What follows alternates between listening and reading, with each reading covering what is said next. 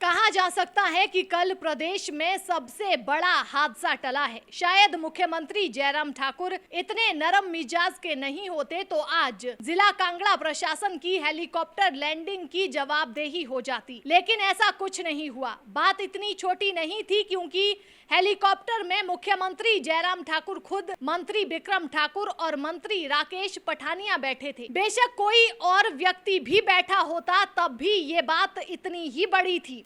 Helicopter ज्वालामुखी से उड़ान भरता है, उसे कोटला लैंड करना था, लेकिन स्थिति कुछ ऐसी थी कि सिर्फ थोड़े से फर्क के साथ हेलीकॉप्टर वहां से गुजर रही तारों के ऊपर से बचकर निकल गया।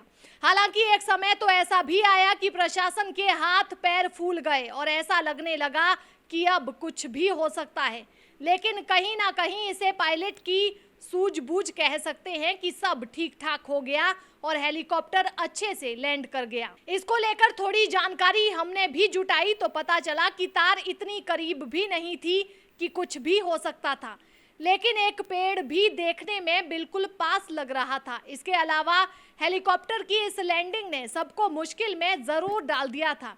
इस विषय को लेकर चर्चा ये भी होने लगी कि इसका जिम्मेदार कौन है या फिर सिर्फ मुड़ने की वजह से ऐसा हुआ था।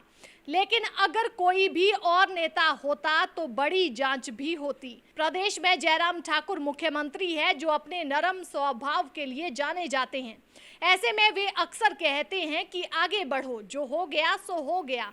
इसी तरह उन्होंने इस मामले को खत्म कर दिया। वहीं अधिक जानकारी जुटाने पर यह भी स्पष्ट हुआ कि किसी भी रुकावट से इस हेलीकॉप्टर की दूरी कम से कम 50 फीट होनी चाहिए थी, लेकिन जहां मोड़ कटा था वहीं पर यह दूरी संभव है कि कुछ कम थी और नीचे पेड़ के साथ बिजली की तारें स्पष्ट नजर आ रही थी। ऐसे में अंदर बैठे वीआईपी की टेंशन बढ़ना लाजमी थी और इसी के साथ बाहर खड़ा सरकारी अमला भी परेशान हो गया था।